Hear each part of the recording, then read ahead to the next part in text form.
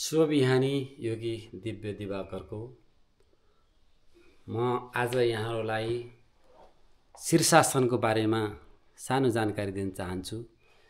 शीर्षासनले चाहिँ एकदम हामीलाई धेरै फाइदा गर्छ। यो पिट्युटरी अनि पिनियल ग्ल्यान्ड र थाइरोइड ग्ल्यान्डलाई एकदम फाइदाजनक छ। यो साना केटाकेटीबाटै सिक्नुभयो भने राम्रो हुन्छ र 40 वर्ष कटेपछि यो आसन नगर्दा राम्रो हुन्छ। जसको हाई ब्लड प्रेसर छ, जो रोगी औषधि खानुहुन्छ उहाँले नगर्नु होला। ल तपाईलाई म अब बिस्तारै यो आसन देखाउन गइरहेको छु।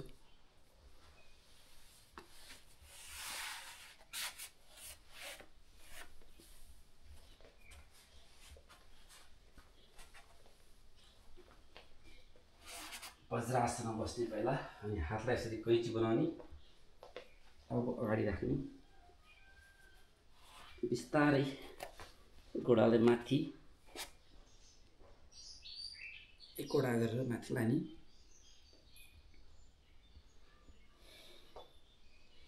पुरा सिधा यो शीर्षासन। यसमा हामी पद्मासनमा लाउन सक्छौँ।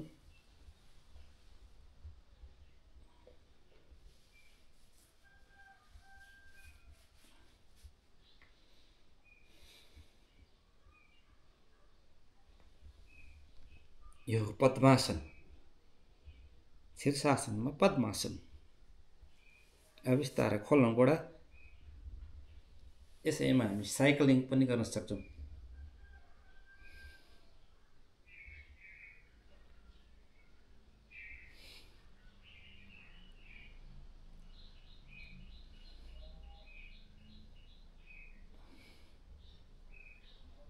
यो साइक्लिङ।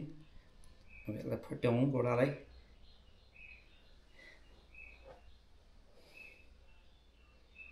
फेरि जोडौँ,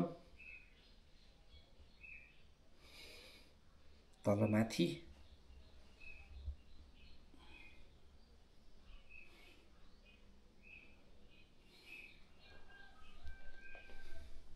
अर्को साइडमा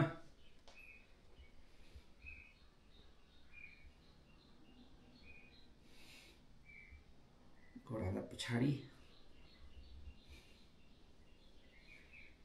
बिस्तारै एकैछिन यसरी टोक्टो गरी बस्नु।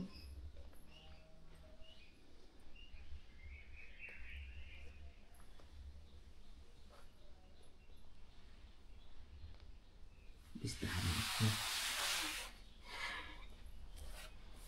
तन्काउने ज्यानलाई एकैछिन।